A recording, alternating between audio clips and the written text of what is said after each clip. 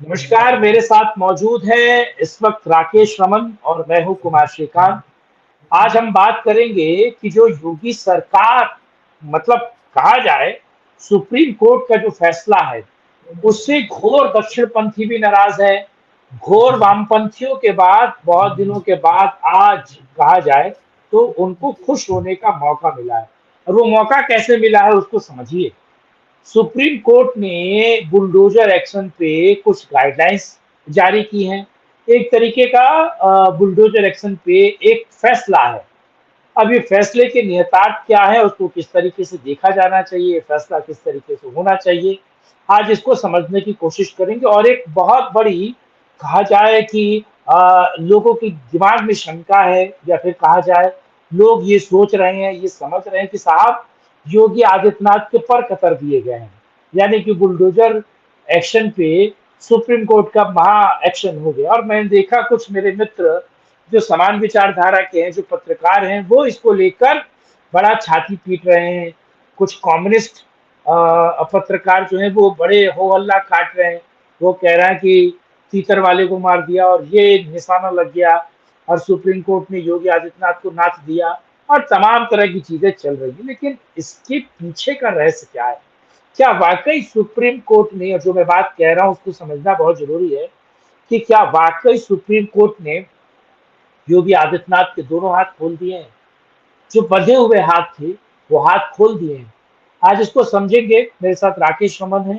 Rakesh sir, आपका स्वागत है। दर्शकों से अनुरोध है कि वीडियो को लाइक, शेयर, चैनल को सब्सक्राइब कीजिए और नीचे चलते हुए नंबर पर आप सब सपोर्ट सहयोग कर सकते हैं और ट्विटर पे आप मुझे फॉलो भी कर सकते हैं। सबसे पहले राकेश जी, आपके तो राकेश जी, आप इस पूरे वाक्य को किस तरीके से देख रहे हैं? जी देखिए, सबसे पहले जजमेंट आया। जजमेंट में पहले के 2-4 लाइनों में कहा गया है कि किसी के घर को बिना 15 दिन का नोटिस दीजिए, यूं मत तोड़िए। उसमें एक भावुक करने वाली बात भी लिखी है कि बड़े अरमानों से घर बनता है और उस घर को यूं नहीं तोड़ दिया जाता है। ये बात सब कोई मानेंगे। और सबसे बड़ी बात, जिस तरह से हल्ला मचाया जा रहा है उससे तो लगता है कि मानो कि सारे नियम कायदे बदल दिए गए हैं। क्योंकि उसी जजमेंट के अंतिम लाइन में लिखा हुआ है, हमारा यह आदेश अवैध निर्माण पे नहीं लागू होता है। तो सारा जो इलीगल इंक्रोचमेंट। हाँ वही इलीगल इंक्रोचमेंट पर नहीं लागू होता है, वही अवैध निर्माण हुआ। हाँ तो हाँ हाँ हाँ। जब तो क्या योगी आदित्यनाथ ने किसी के जेन्युइन घर को तोड़ा है? उन्होंने सारे अवैध को ही तोड़ा है। हम्म। जितने भी तोड़े गए हैं, चाहे वो अतीक हाँ। अहमद का हो, चाहे मुख्तार अंसारी का हो और चाहे जितने भी माफिया लोग का हो, हम्म। हाँ, इन सब प्रयासों के बावजूद उनको 15 दिन की राहत मिल गई है। इस बात की खुशी हमारे देश के बड़े चैनल मना रहे। जितने हम्म। इकोसिस्टम जो लेफ्ट लिबरलों का है, उन लोगों को तो आजकल बदहवासी छाई हुई है। वो समझ नहीं पा रहे हैं कि उनके आका भी अब अमेरिका से फरार नजर आ रहे हैं। तो बहुत सारी बातें हैं, बहुत सारे दुख में वो लोग हैं। तो उनको ये जजमेंट शुरू में देखकर बड़ी खुशी हुई होगी, तो वो लोग भी गा बजा रहे हैं। ये एक गलत नैरेटिव है। बुलडोजर पर कोई रोक नहीं लगी है। बुलडोजर पूर्व की तरह चलता रहेगा। बस केवल यही आया है, जो कि नेक्स्ट डे चल जाता था, वो 15 दिन के बाद चलेगा। जय श्री राम। क्योंकि मैंने जजमेंट देखा, जजमेंट के लास्ट जो पन्ने थे और लास्ट पैराग्राफ में कुछ चीजें क्लियर है। देखिए, इलीगल इंक्रोचमेंट के खिलाफ करेंगे आप। दूसरा, अगर किसी मकान दुकान को तोड़ने के लिए लोअर कोर्ट कह चुका है तो उस पर यह मामला लागू नहीं होगा। दूसरा, नहीं। अगर कोई मामला न्यायालय में है तो उस पर यह मामला लागू नहीं होगा। हाई कोर्ट पहले किसी चीज को लेकर जस्टिफिकेशन दे चुका है तो उस पर लागू नहीं होगा। दूसरा, सबसे महत्वपूर्ण, इलीगल सरकारी जमीन पर बनाए गए जो इलीगल इंक्रोचमेंट है, सरकारी जमीन, जैसे तालाब आपने पाट दिया तो सरकारी जमीन है। अगर वो गाय के मवेशियों के चारे के लिए छोड़ी गई जो लैंड होती है, अगर आप उसको इलीगल इंक्रोचमेंट करते हैं तो उस पर ये लागू नहीं होगा। दूसरा, जो लाल डोरे की जमीन है उस पर ये लागू नहीं होगा, जो नदियों के कटाव की जमीन होती है उस पर ये लागू नहीं होगा, सड़क के बीच मजार बना लो आप उस पर ये लागू नहीं होगा, समुद्र के तलहटी में अगर आप कुछ बना लो उस पर ये लागू नहीं होगा। आप अवैध, और दूसरा वन संपदा, वन के बीच अगर आप मजार बना लो तो उस पर लागू नहीं होगा। वनों की संपदा को अगर आप घेर के बनाते हैं तो इस पर ये कानून लागू नहीं होगा। इसमें क्लॉज है, प्लस प्लस रेलवे की जमीन अगर आप घेर के बनाते हो तो इस पर वो लागू नहीं होगा। तो मैं मैं उत्तराखंड की बात कर रहा हूं महाराज। आप बिल्कुल तो हल्द्वानी की क्लीन बात चिट कर मिल रहे हैं गई आप। है हल्द्वानी की। अब हल्द्वानी को सुप्रीम कोर्ट की हरी झंडी है इस जजमेंट से कि आप ऑर्डर चिपकाइए और तोड़ दीजिए। तो क्या धामी तैयारी कर पाएंगे? लेकिन मैं अपने दर्शकों को बता दूं कि देखिए, योगी आदित्यनाथ बनना बड़ा मुश्किल है। योगी आदित्यनाथ को कॉपी करने के चक्कर में दो स्टेट के सीएम, जो बीजेपी शासित स्टेट थे, उन्होंने एक किराए के घर में रहने वाले अपराधी का घर तोड़ दिया, वो ओरिजिनल मकान मालिक का घर तोड़ दिया। और जल्दीबाजी के चक्कर में, और योगी आदित्यनाथ ने जितने भी घर तोड़े हैं आज तक, या फिर कहा जाए जिन पे बुलडोजर चला है, वो सब इलीगल थे। एफिडेविट जो उत्तर प्रदेश सरकार ने कोर्ट में पेश किया था उसकी तारीफ सुप्रीम कोर्ट ने भी की है। तो इसका ये मतलब है कि योगी आदित्यनाथ के बंधे हुए हाथ खुल गए हैं।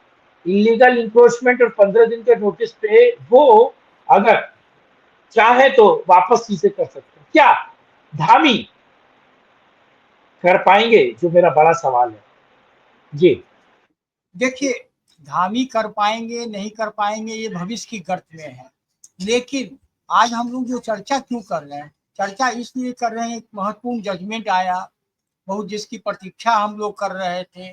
और जस्टिस खन्ना जो सीजेआई बने हैं, तो पहले दिन ही उन्होंने सारे इन जो कोर्ट फिक्सर थे उनकी हवा निकाल दी कि अब आप कोई बेंच की सुनवाई हो रहा था, जैसे पवन खेरा के मामले में 5 जज बेंच सुनवाई कर रही है, उस बीच में वो घुस जाते हैं और उनको सुनने जाता है। उन्होंने साफ कह दिया ये सब नहीं चलेगा, अब आपको पहले जो तरीका है प्रोसीजर को फॉलो कीजिए, ईमेल कीजिए, टाइम मिलेगा तब आइए।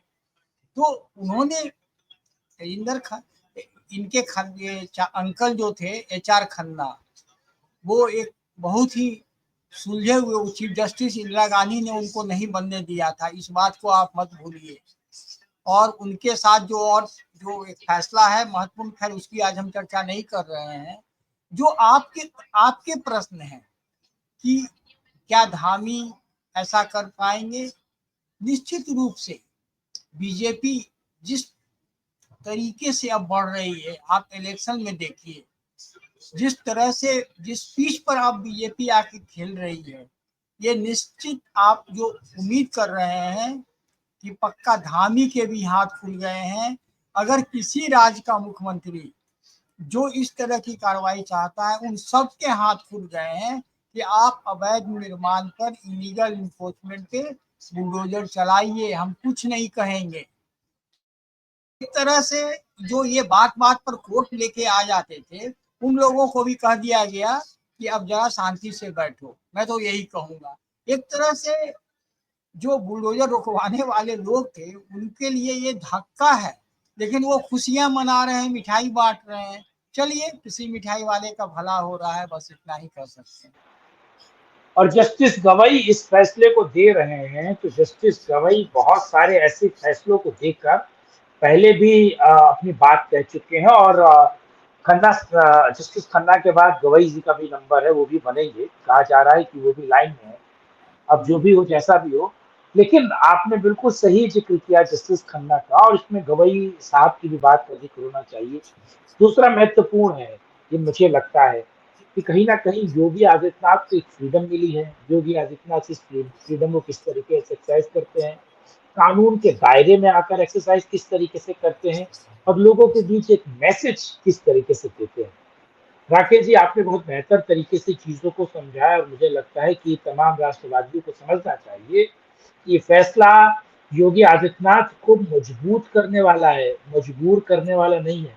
इसने योगी बिल्कुल। आदित्यनाथ के हाथ नहीं बांधे हैं, इसने उनके हाथों को और शक्ति और सामर्थ्य दिया है और उन हाथों को और बड़ा किया है। और इसका फैसला, इस फैसले के नतीजे आप धीरे-धीरे उत्तर प्रदेश में देखेंगे। और आपको मैं बता दूं, बहराइच में बुलडोजर चलने के लिए तैयार था, लेकिन सुप्रीम कोर्ट में ये मामला था, इसीलिए रुक इस गई। मामले को लेकर कुछ कुछ किया नहीं गया। लेकिन नोटिस मैं आपको बता दूं, बहराइच में तबका चिपका हुआ है। नोटिस जो बिल्कुल। है, तो अब आज आ गया, हम एक दो दिन में देखेंगे बुलडोजर चलते हुए कानून के अनुसार। ये महत्वपूर्ण। बहरहाल ये वीडियो आपको कैसा लगा, कमेंट बॉक्स में अपनी राय रखिएगा। वीडियो को लाइक, शेयर, चैनल को सब्सक्राइब कीजिएगा। और आप हमें सपोर्ट कर सकते हैं और ट्विटर पे फॉलो भी कर सकते हैं। राकेश जी का यूट्यूब चैनल है प्रथम स्वर, आप उसको भी लाइक, शेयर, सब्सक्राइब कीजिए। वहां पर वो बहुत बेहतर और बढ़िया बातों को बताते हैं। साथ जुड़ने के लिए राकेश जी आपका और दर्शकों का बहुत धन्यवाद। कल फिर मिलेंगे, करेंगे राजनीति में एक और चर्चा। जय हिंद, जय भारत, वंदे मातरम, नमस्कार। जय हिंद। नमस्कार।